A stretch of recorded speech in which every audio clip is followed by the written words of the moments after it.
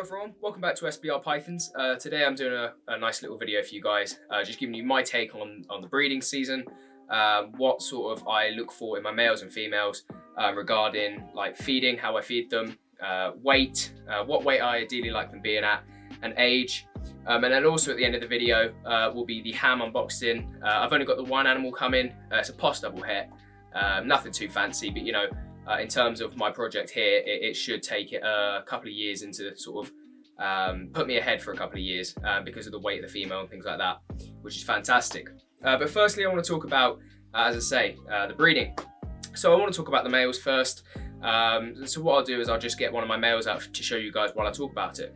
So here we have the Super Enchi Fire 100% Heifer Pied male who has been breeding well for us at SBR Pythons. Who's hopefully going to sire at least one, potentially two clutches this year, both going for a Enchi Fire Pied male to hold back to replace this boy in the next season going forward. But talking about the weight, I like my boys to be around 500 grams to a kilo. You know, I think that's the perfect weight. And by sort of what I do to achieve this is I feed my males once every 3 weeks when they're not breeding. And then when they are breeding, once every 2 weeks or after every introduction, sorry. So for example, this boy will get one large weaner every 3 weeks when he's not breeding. And when he is breeding, he'll get one every 2 weeks, as I say. But like, for example, he has been breeding, so he's been getting one weekly at the minute because I've been introducing him to females. So that's how I like to feed my males. As I say, I like them to be between 500 and a kilo if possible. I don't like them getting too much larger because especially here I have to use the divided V70 and I don't want them getting cramped. Regarding what age, what age I suppose you can actually breed them at. Ideally, they should be around a year old, that's when they usually start producing sperm plugs and they can breed. However, with the males, it's more about the weight than the age, as I'm sure you've heard sort of multiple people say before. So for example, I'll show you later on, I've got one pairing going right now which sort of defies the standards, and that is my youngest male that I've had breed so far, which is the Banana Gravel Het Pied, who you'll remember I only picked up recently from the September Hamm Expo, who is a June 2019 hatchling, and he's actually breeding. And regarding finally just the weight that I like to have them at, I'll start breeding at about 400 grams with a male as long as they're smashing food consistently. So for example, my Black Pewter Pied and my Banana Gravel have both been breeding at about 450 grams, but both were feeding absolutely consistently. So that's when I would like to introduce them. If they weren't feeding consistently, I'd wait until they were 600-700 grams, just in case they do go off food, because I don't want them being small and going off food. What a beautiful animal this one is, and I really hope he's going to produce some outstanding offspring for me this year, so that I can replace him next year. Obviously being the super, I'll lose that the super Enchi, which would be a shame. But for me, I would rather have the visual to increase my odds. So next I want to talk about the females, and to do this I've got my Black Pastel 100% Het Pied female out, who I did palpate the other day, and I believe she does have around 4 follicles, which are only about marble size right now, but obviously that's, you know, crucial in the breeding season because that means that she is sort of in breeding mode, so hopefully she'll accept the sperm of the male and give me some eggs. But I've got this girl out because she's a good example of what weight I like to have mine at. She's 2.1 kilos right now, and the majority of my girls going into the season are over 2 kilos. I think there's only 2 girls I'm breeding this year that are around 1.5 to 1.7. Everything else is above 2 kilos. That's just because of the way I feed. Now this is sort of one of my crucial things which I say to people when I talk about my breeding and how it differs, I suppose, to other people's, is yes, everyone increases their meals, how often people are feeding, but I like to increase the size as well. So for example, when they're not breeding, I'll feed my females once every 7 days, 2 mediums and 2 smalls a month.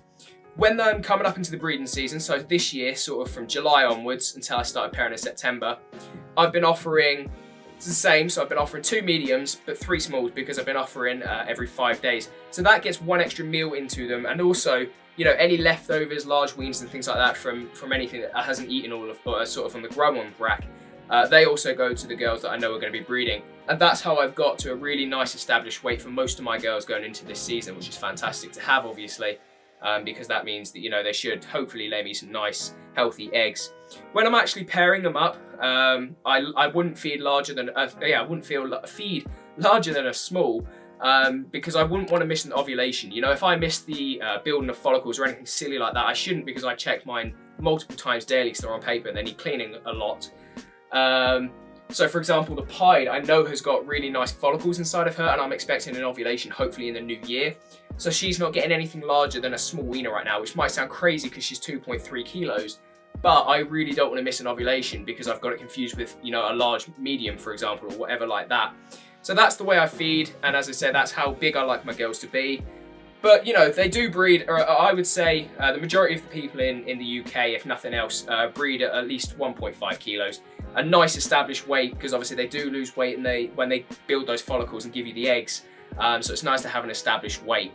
I've got another case, I've got the same pairing, where I am trying slightly early at 1.4 kilos, but she's smashing food weekly, so I think that it's, you know, the reward outweighs the risk in that case, or hopefully it will anyway. And then regarding the age, these girls, you know, everyone says wait until they're going into their third winter, about 2 or 3 years old. That, to be fair, I don't have experience with that. That seems to be what my girls are doing, because most of these are 2 or 3 years old.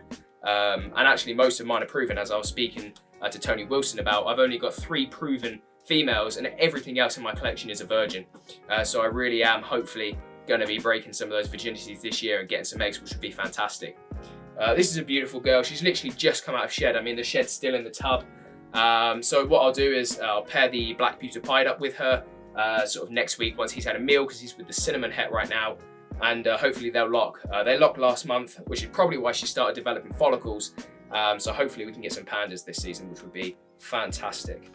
So what I'm going to do is I'll show you one pairing I'm doing currently, which is the cinnamon het pied to the Black Pewter Pied, and as you can see, they're not locked right now. His tail, he is actually, this is again what I was talking about tickling. Apologies for the mess, you know, they do make it messy. But he is about, I think he's about 650 grams. She is 2.2 kilos, so that's sort of the perfect pairing really in terms of size and, you know, age as well. I really hope this pairing will go, because I would love to see some 8-ball pies produced here at SPR Pythons. I do think they're fantastic, you know, an alternative to the panda. But hopefully, you know, I've got a couple of tips regarding the panda, so hopefully I can have you know, sort of little tips and tricks up my sleeve to avoid the kinking.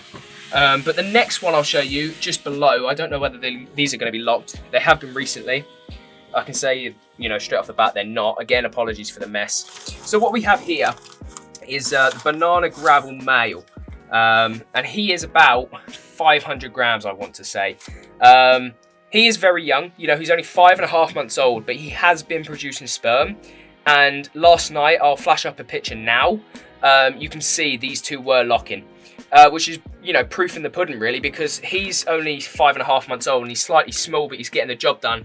And then this girl here is about, as I said, 1.4 kilos. So she's just below sort of that mark, but she's feeding well. So I know that she should be, or definitely will be over the 1.5 kilo mark by the time she was to give me any eggs, if they did, you know, get the job done last night. And she was born in June of 2018. So she's not even come, well, this is her second winter, I suppose, which is sort of a year earlier than the average, as they say.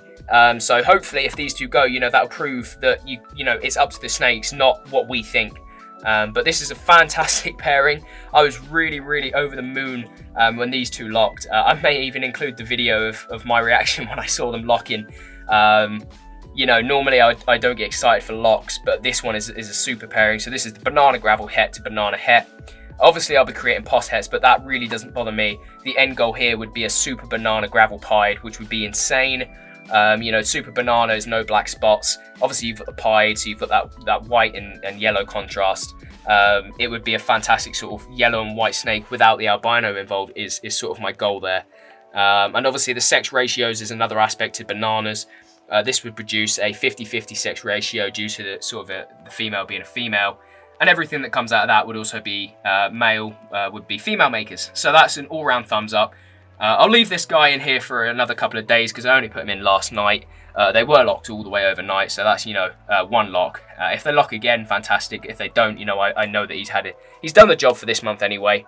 And yeah, so then The other crucial thing for me with this male, you know, now locking this girl, I know that I can get him into 2 other females, which I want to get him to, which is the Enchy Pinstripe Yellow Belly Het Pied, and also my other normal Het Pied, because I don't want too many of the same pairings regarding the other 2 males I've got, so it just sort of changes it up a bit. But once again, what a fantastic pairing. So here we go then, guys, the Hamm unboxing as promised. I really hope you've sort of enjoyed hearing me sort of spiel about males and females, you know, just giving my input to you guys. But yeah, we'll get on to probably what most of you have tuned in for. It's just a Hamm unboxing. Honestly, it's nothing special. It's coming from my friend Ricardo Reese over at Most Wanted Pythons. Top bloke, and yeah, really this is just to try and take the project forward for me. So this is a nice little female. Oh, there we go. So this is a female, 100% Het for Ultramel and 50% Het for Pied. Obviously being female is fantastic. Sorry, I just looked over there at the camera, I've got 2 rolling, it's confusing me. Being female is fantastic, and looking at her, she looks about 800 grams, which is fantastic because that's going to take the project forward. That means I've got 2 females now at about 800-900 grams, so hopefully I can get one of them going next year, which would be fantastic. This girl's got a really nice reduced pattern just looking at her, and the reason that I took the risk on this animal is hopefully the camera will pick it over there. Look at those Het Pied markers all the way down the back of that animal, or the belly of that animal. Really is a fascinating, beautiful animal, to be fair, for a normal. What I'll do is I'll just quickly sex her. I don't know whether this will get picked up on the camera, but I just want to check she is female. Yeah, that's definitely female. And just check her over for mites. You know, coming from a friend, I'm almost certain she won't have mites. Eyes and chin are clear. No sign of a respiratory infection, which is beautiful. To be fair, I didn't expect anything, you know, coming from a very, very good friend and coming from a very good courier. Sort of, I didn't expect it to be anything wrong with it. However, she will be going downstairs for quarantine still, because, you know, you can never not quarantine, you know, it is crucial. And, you know, I'm just really happy that I've got this girl. Just a nice little pickup. And yeah, thank you very much, you little madam. Thank you very much for giving me this animal, Ricardo, and I really appreciate it. And yeah, I'll cut to the outro now. So there we go, guys. That was just a very cool little video talking about my take on the breeding season and my males and females, and also a nice little unboxing at the end there of the normal 100% Het Ultramel, 50% Het Pied. I tried to show you those fantastic markers. I think she'll prove out, and obviously being the weight she is, you know, 800 to 900 grams, that's perfect really, because that means that I can get her into the program hopefully next year, which obviously is better than the Fire Double Het, which will probably be another couple of years because she had a slow growth in her first year. So that's fantastic, and I really hope you've enjoyed the video. This is the last one going out before Christmas. I believe this is going out on the 21st or somewhere around there, because I pre-record a little bit to try and sort of keep ahead of it, because I'm quite busy with, you know, shift work and doing all of this, and, you know, I have other things going on in my life.